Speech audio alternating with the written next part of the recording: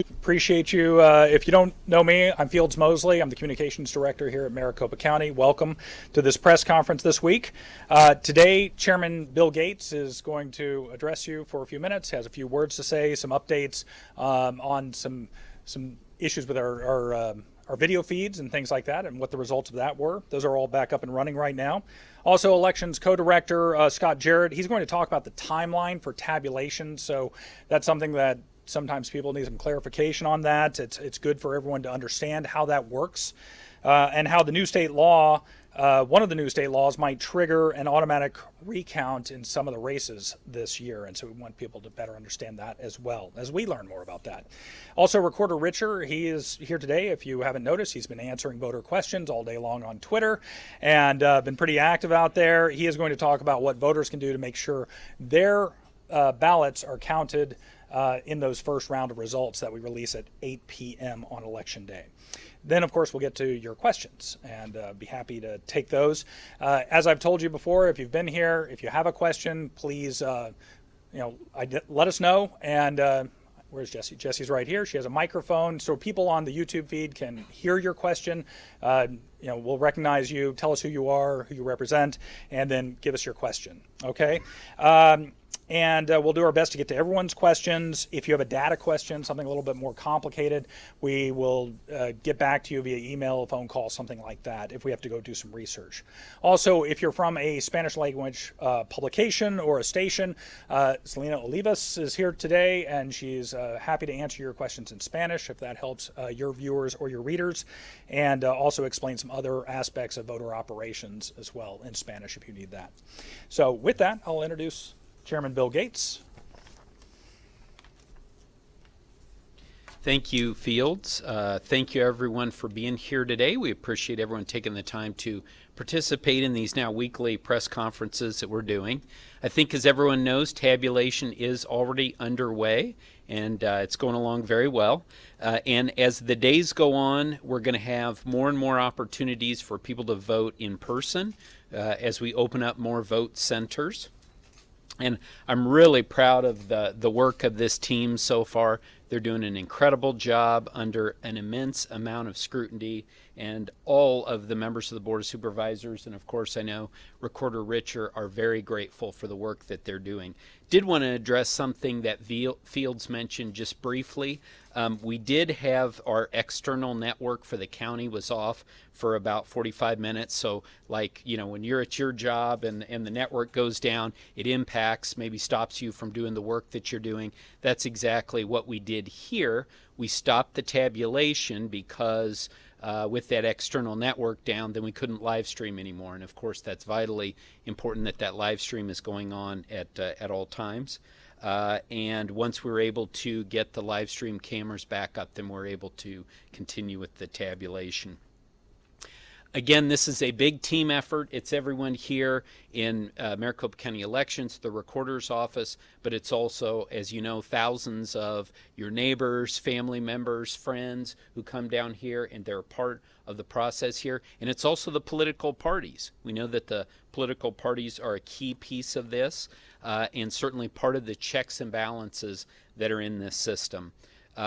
Obviously, there's been a lot of coverage in the past few days about people. There's a lot of diversions out there, a lot of distractions going on in the community. And I want everyone to be very clear that at Maricopa County, we are focused on this. Our entire team is focused on it. We're not going to be distracted from doing our jobs. And more importantly, we're not going to be distracted from protecting every single citizen's right to vote in this election. So I want people to know that however it is that they choose to vote, if they want to vote by dropping off their envelope in a drop box, we're going to protect that. If they want to do it by mail, we'll protect that. Or if they want to vote in person, either before Election Day or on Election Day, we will absolutely be defending that. And I also wanted to acknowledge, first of all, Eddie Cook, our county assessor, is in here, and one of my colleagues on the Maricopa County Board of Supervisors, Tom Galvin, who represents District 2. Tom, thank you for your hard work on behalf of your district and all of Maricopa County. And with that, I'll turn it back to Fields. All right, thank you, Chairman Gates. Well, Co-Director of Elections, Scott Jarrett, is here to talk a little bit more about everything we outlined earlier. So, Scott, take it away. Thank you, Fields. Good afternoon. So I'll be starting my presentation with some information about where we are in the election cycle, as well as providing some statistics on voter participation so far throughout the election cycle. So we just crossed over the midway point in the midterms elections. So what that means for voters is they have 13 days to be able to return that early ballot to us if they have not returned it, or if they want to vote in person at any one of our voting locations to be able to have that ballot counted in the midterm elections. So as of yesterday, we've had 1.9 million voters request an early ballot. Of that, we've had 359,721 voters return that ballot. They've returned that through 3 different modes, either by mail. There's 336,634, or 93% of voters have returned their ballot by mail.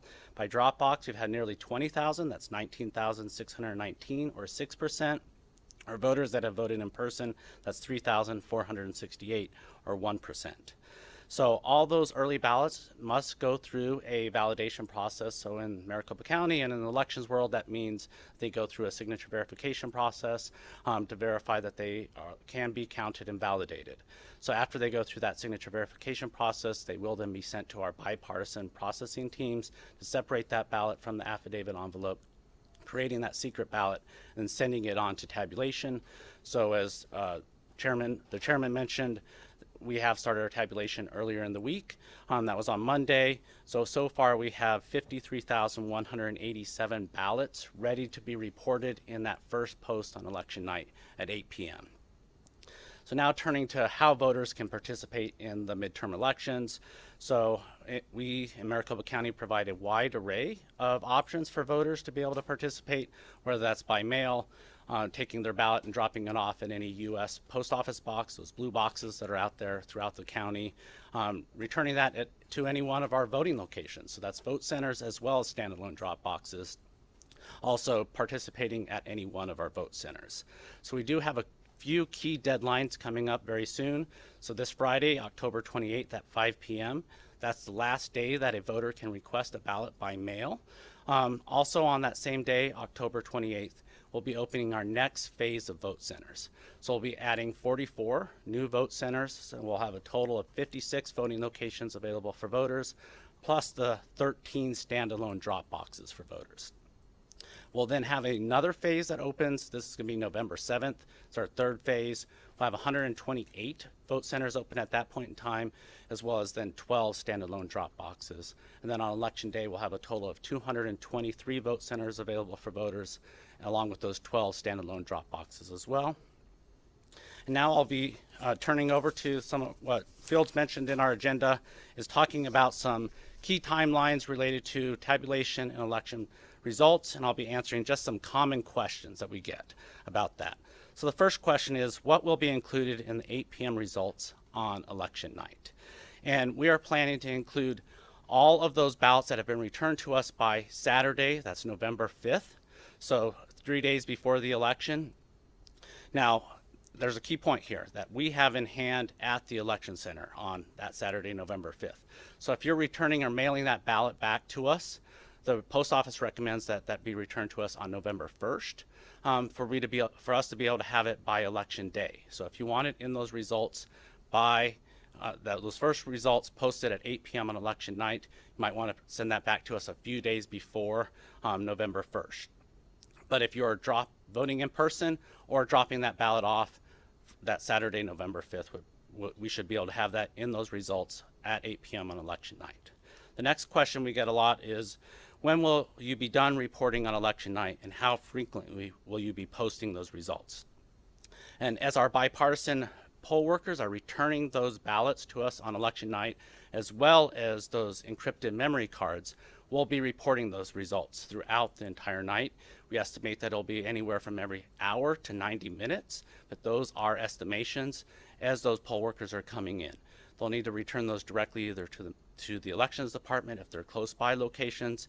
If they're in our more remote locations throughout the valley, they'll be going to secure receiving sites. We partner with the Maricopa County Sheriff's Office to have deputies at those sites, as well as we'll have bipartisan teams checking the chain of custody. So to make sure that we can transmit those results securely from our voting locations, and do it reliably and accurately, it can take time. So looking back at historical, so similar like elections, 2018 general election, 2020 general election, it was about 2 a.m.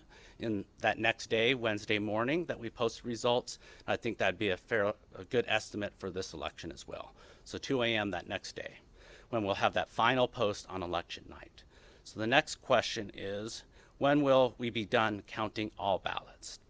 So we're estimating that it will take us about 10 to 12 days to post those final results. And why? And it's one of the reasons is because in Arizona, many voters, and it's a very popular mode of voting, is to actually return that early ballot on election day. In the August primary, we had 15% of our voters return that ballot on election day. And it takes time to go through that signature verification process, to go then through those early ballot processing boards to separate and create that affidavit envelope and that ballot to create that secret ballot, and then to send that on to our tabulation team to get those results posted. So we're estimating that we'll have between 98 and 99% of ballots reported by that Friday after Election Day, 72 hours. So that happens to be Veterans Day. So we will be working on Veterans Day to ensure that we're able to keep those ballots flowing and those results being posted. So we are anticipating also that we'll take then that full 10 to 12 days to be able to post those final results. One of the other reasons is because there's the statutory cure deadline. So this year, in statute, it provides 5 business days. Because of that Veterans holiday, that creates actually 8 calendar days for voters to be able to cure their question signature, or if they showed up at a voting location and had a conditional provisional, they didn't show the right type of ID. So the last question I'll be answering is, how will voters know how many ballots are left to count and when we'll be posting results through those days after Election Day? And so with all of our results, we'll be issuing a press release, and they'll provide an estimate of how many ballots we have left to count, as well as what were those ballots that were included in that post. And then it will also show when our next post will be, and we'll provide it, and that'll be a daily post that we provide that press release. So the last item I'll be talking about is the automatic recount. And so in the last legislative session, this was Senate Bill 1008, and it increased the likelihood that automatic recounts would happen. Not only that they'll happen on a single contest, but could be many contests on the same ballot. And essentially what this has taken is a small number of the variance between the top 2 candidates in a contest would trigger to a large number. So for example, in a statewide contest, and it's pretty reasonable to expect that we could have 3 million ballots voted in a statewide contest. Prior to this law, that would have been 200 ballots or less would have triggered that automatic recount. Now, with this new state law, it could be upwards of 15,000 ballots separating those 2 top candidates, or the yes, no, and a proposition that would trigger a automatic recount. So we went back and looked at 2020, and we identified that there would have been 5 contests on the ballot in 2020 that would have triggered an automatic recount if this law had been in effect in 2020. So a couple key pieces of information. So this is automatic, so it can't be asked for by the candidate or someone else, but it does require the filing officer to go to court and have the court initiate the automatic recount. So, depending on the contest, it is it's a Secretary of State would be the filing officer. If it's a statewide contest, if it is a federal contest or a legislative contest. If it's a local contest, then that would be the elections department would need to go to court and get that filing officer. Another key piece of information is during the recount process, there are no posts, daily posts. So similar to what we would be for the November 2022 general election, after Election Day, we're posting daily. So that will not be happening during the recount. If there is a recount, Those results are sealed, and then they go to the judge to open those and unseal them in court. So the last thing I wanted to highlight is just the calendar that we're looking at. So right now, because it's the filing officer that will initiate that recount, it happens after the canvass. So we're looking at the Secretary of State's canvass, so that's December 5th. And then they will look to go immediately to court, hopefully that same day. Then the Secretary of State needs to go through and do a logic and accuracy test. So this is at all the different counties. So similar to what they did for this general election, they'll need to visit all 15 counties to do that logic and accuracy test. We're anticipating that could take a few different days for them to be able to get out to all those counties, somewhere between December 6th and December 13th. And then in Maricopa County, we're anticipating our recount, the hand count of the recount, and then going to court for the filing to take somewhere between December 7th and December 30th. So that's the timeline.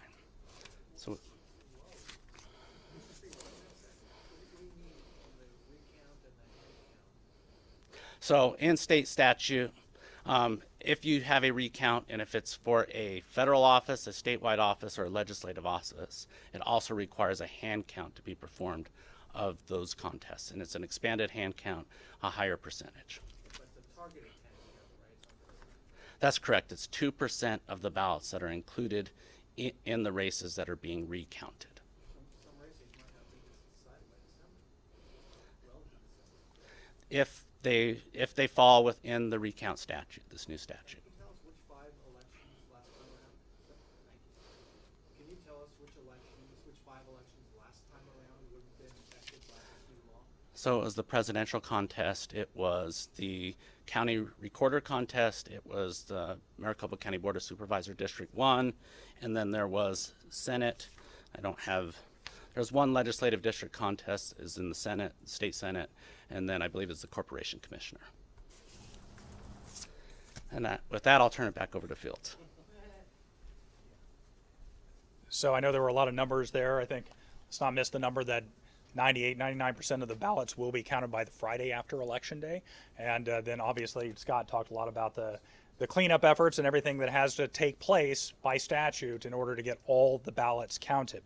And this is a conversation we've had a number of times, and Recorder Richard might want to touch on this, but that the media might choose to call contests, and that's part of their prerogative. But certainly here at at Maricopa County and at the Elections Department and the Recorder's Office, this is about counting every single legitimate ballot that is filed in this election. So that's what will be going on here at the Elections Department. Recorder Richard. All right. I'm Stephen Richer, Maricopa County Recorder. Bram, I already promised the team you would bring eggnog on December 25th to the team, so we'll see you there. I think that I am supposed to, it's incumbent upon me to admonish you all that today is October 26th, as I have been posting. And if you get your ballot back to us today, it will be part of the 8 p.m. results on election night. So that's just putting a finer point on what Scott said, but really, again, lots of people ask, why don't you have all the election results on election night? Well, it really goes to those early ballot drop-offs on election day, and that's because we can't even start to retrieve those until all voters are outside of the voting location. So polls close at 7 p.m. Yes, polls close at 7 p.m., but that doesn't mean that everyone's done voting at 7 p.m., because if there's anything of a line, then maybe you don't even get your ballot until 7:20, and then heavens knows this ballot has like 75 contests plus, including 10 propositions, so some people are going to be taking 35 minutes to fill out this ballot, which means we don't kick you out of there until, we never kick you out of there, but you might not leave until 8:15, which means we're not starting to retrieve the memory drives and the early ballot drop-offs until 8:15, which means we're not starting to do the imaging, which is the first step of the scanning that barcode to make sure it's to a registered voter, make sure that that voter only has one vote associated with it, and then we can begin the signature verification process. I promise you that everyone who's on this team will be working their butts off every single day, and including on election day and through election day. We know everyone would like results faster. If you want to help us out with that, well then get your ballot back to us now. I mentioned to Kyung before we came over here that communicating the process is every bit as important now as administering the contest elections. And maybe that's not exactly true, but administering the election is paramount, but communicating about it is very important as well. So I've been trying to do everything I can to personally answer as many questions as possible, and so too has our team. So I'm going to give you a few statistics on that. And what's fascinating to me is we have actually received roughly the same number of calls and emails. So in the month of October, we have received 27,000 calls related to elections to our STAR call center. Now, I mentioned 2 weeks ago that the average call pickup time was 1 minute. That has increased to 2 minutes, but we are resolving 70% of calls within 30 seconds, which is something that we're very proud of. Eddie, John, the treasurer, and I were down at the Star Center today, and the team is firing on all gears there, and we're really proud of the work that they've done. We've hired 50 temporary workers to staff our calls for voter calls, and so we think that that's going well, and we think that's even in better position than it was for the August primary. Regarding emails, like I said, we've received about 27,000 emails since the election began relating to election administration. We are responding to emails sent during the work hours within an hour to almost every single email, and that's something that I'm definitely proud of. We talk a lot about sort of the external environment in elections, but what we should be focused on are the things that we can control, and this is something that we can control, and it's something that I'm incredibly proud of from a customer service standpoint, that we're turning an average email in under an hour. What are people asking about? Lots of people wanted to know, I want my ballot now. So as soon as they went out, ballots went out on October 12th, people would start emailing on October 13th, and of course, God bless social media, but as soon as somebody else posts that they have their ballot, well, then everyone wants their ballot, and that's exciting, and we're happy for people. We've also received a lot of one-time ballot requests, or I've spilled coffee on my ballot request, and things of that nature. 32% of those emails have been voter registration updates. 30% have just been questions about early voting. 12% have been about voting locations, simply where do I go to vote. 9% have been about the active early voting list, either wanting to move on or wanting to move off. 7% have been just constituent feedback. 3% have been about signature verification, wanting to know what their signature looks like, wanting to know about the process. 2% have been about general questions. And if that doesn't add up to 100%, well, I'm sorry. I think that's all I have to say. And yeah, I appreciate everyone being here as always, because as we said, a lot of people have a lot of questions about elections right now. We welcome that. We're excited by that. There are very positive ways to get involved in the process. One of them is asking questions. Another one's volunteering with your political party. And yes, we are still hiring for a few spots to work elections. So if you're super excited about it, come on down, get involved at maricopa.vote. All right, thank you, Recorder Richer. Appreciate that. So at this time, we'll open it up for questions. Quick reminder, I see Kyung La already has her hand up, and then we'll go to Yvonne. So please tell us who you are, who you're with, into the microphone so the people out on the internet can hear you.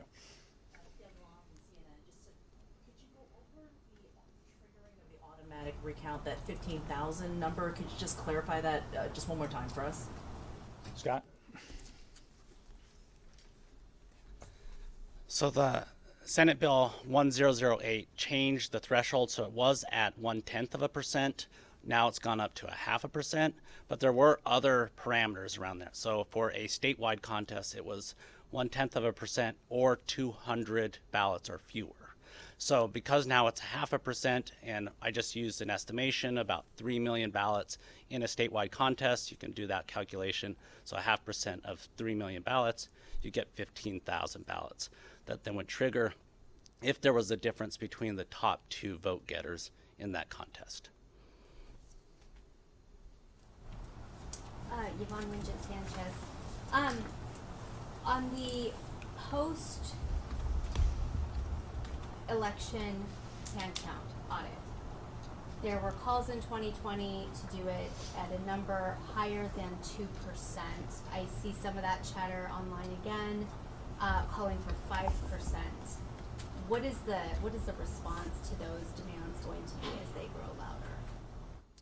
2%. I'm sure Recorder Richer or the chairman might have some, but 2% is a statistically significant number, and that is why it's in state law. It's there to make sure the tabulation machines are working correctly. This is a partnership, as most of you know, with political parties. They come in, they perform that hand count, and in 2020, the hand count was 100% accurate, or matched 100% with the machines that had tabulated those election results.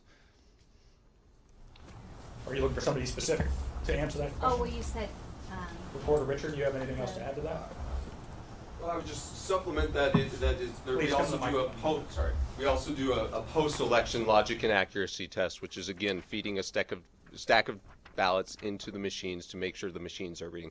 And again, the purpose of the post-election counts isn't to recount everything, but it's to make sure that the machines were tabulating the votes as intended. And so between that statistically significant test done by the political parties and the post-election logic and accuracy test, that provides a very, very, very, very high degree of certainty that the machines are working as intended.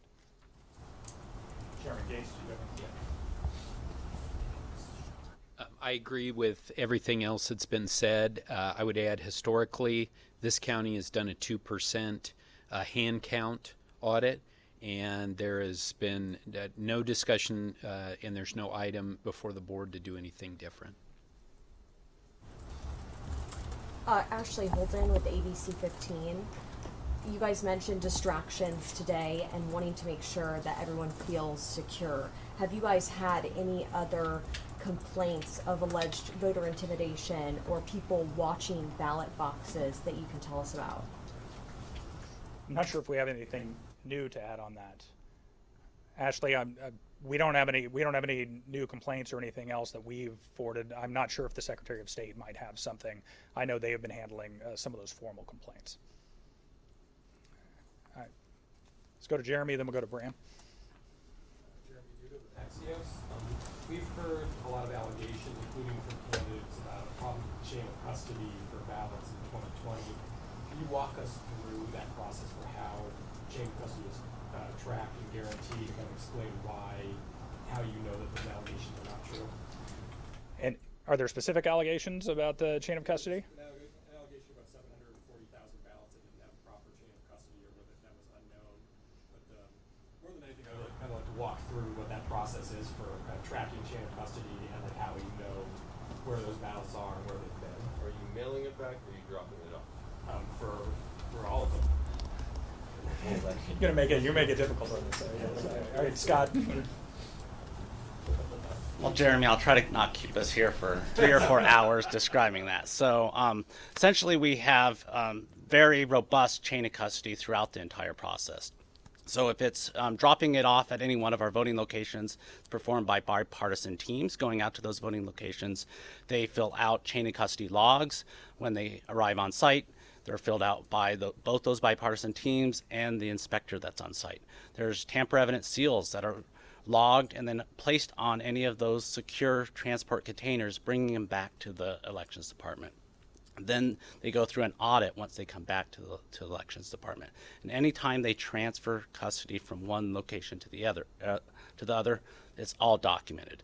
That'd be the same when it's coming back from our voting locations. So we have canvas bags that all those ballots that are voted on election day go into, again with tamper evident seals, bipartisan teams coming back together, transferring them directly back to the elections department, or going to a bipartisan team at a receiving site. As I mentioned earlier, there's sheriff's deputies on site at those to also keep them secure. So every single stage of the process is documented, and we can track that ballot throughout. Sign something or put their name down on a particular piece of paperwork as part of that chain of custody, and there are other safeguards that kind of show and make sure that you know where those ballots have been, who's had them. That's correct. And in 2020, when we went through and we looked at that paperwork, there was very, very small administrative errors, and usually it was when we had a bipartisan team going out on site. They'd fill out 3 or 4 different chain of custody logs, those early ballot transport statements, and one of the team members may have forgotten to sign the last log, right? But that did not prove that they weren't on site. They were on site. They were documented on those other forms, but very, very, very, very small percentage of those signatures were missing.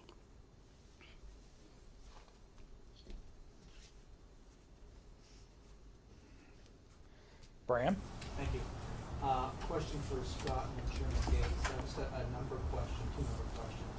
You mentioned the percentage of early ballots you have to deal with, 15% turned in on election day.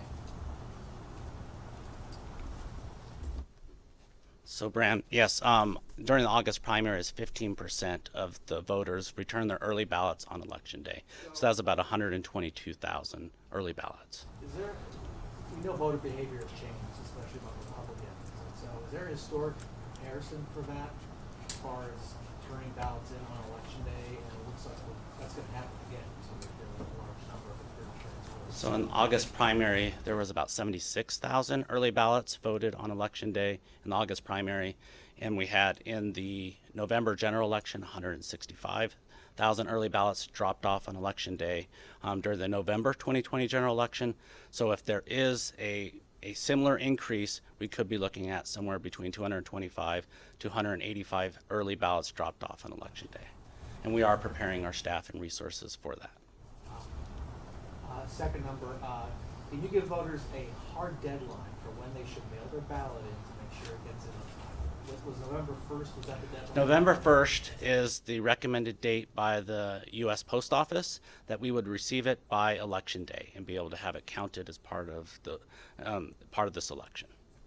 A question for Chairman Gates, please. Mark Brnovich was interviewed by Jon Stewart for his Apple TV show. There was a clip of it posted on Twitter. I imagine you saw it. The Attorney General was talking about an ongoing investigation involving potential ballot fraud, 20 open investigations. Is it appropriate for him to be talking about that right now? Well, I'm not a prosecutor. He is. He's the chief law enforcement officer for the state of Arizona, so he can determine whether or not that's appropriate. Again, we have responded to allegation after allegation. As I've said many times before, 2020 election in Maricopa County was one of the most scrutinized in the history of the world. We've been cooperative with the Attorney General's office. We're waiting for them to close that investigation. We feel like it's certainly time. They've had these materials from the Senate since September of 2021. So again, beyond that, I'm not going to comment. Did that number, 20 pending investigations, surprise you? I'm not sure where that's coming from.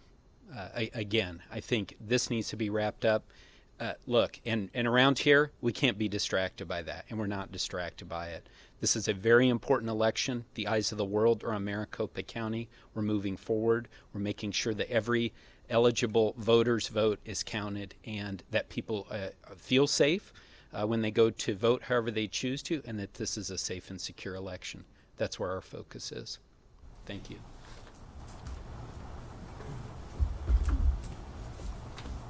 Another question back there? Okay, good. Real quick one. Say somebody has dropped out of a race, but they're still on the ballot. Kind of what's the process for that on getting rid of people like that, and specifically, has Randy Kaufman officially dropped out of the race? Is that something you guys can handle, or how does that work? So Ray Valenzuela is our other elections co-director handling early voting, and so I'll let him address that. Well, since we are in the process, there is multi-tiered, depending on when, obviously if the ballot's been printed specifically for candidate Kaufman, then we can't remove that. So then but even at that, had we not printed the ballot, we would have needed an official withdrawal statement. We have yet to receive that, and basically it's filed with the officer in charge of elections. So at a state level, it will be with the Secretary of State, official filing. At a local level, county, would be with us. We have yet to receive for candidate Kaufman an official withdrawal, so we could not even move anything forward. Let's say as Kaufman, as an example, he's printed on the ballot. If we had an official withdrawal at a certain point, we could then not report or not count those, so that it's not reflected in the canvass. But at this point, he is a regular candidate and his votes cast would be counted until he officially withdraws. And potentially could get elected. Technically, potentially could get elected. He is not an officially withdrawn candidate. Thank you, Ray. Looking around the room. Anybody else have a question? Yvonne? Can you give us a sense of what election workers' schedules are going to look like? Are they going to have Thanksgiving off? Are they going to have Christmas off? What does that look like for them? And sorry. Scott will definitely address that. Yeah, make Scott talk about this. How long are we gonna have it work?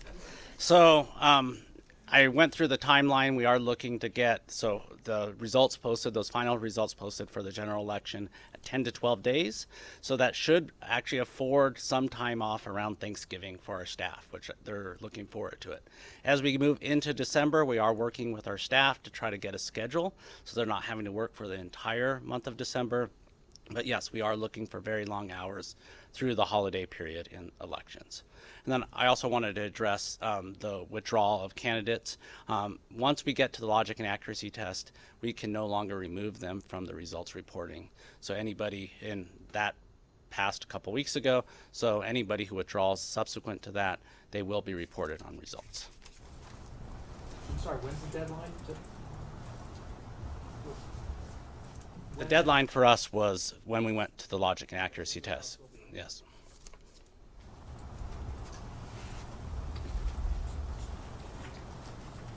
Anybody else have a question? All right, seeing none, thank you very much. I appreciate you guys being here this week, and we'll let you know when the next press conference is. Let us know if you have any follow-up questions or anything else. You can email the command center if you have something from Megan or myself. We'll follow up with you guys.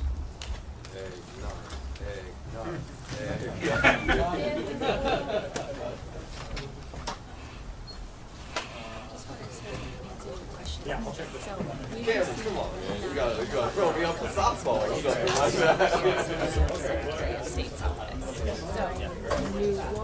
Just starting to hold up. Yeah, I love Derek. I think it was 4 last week, but if you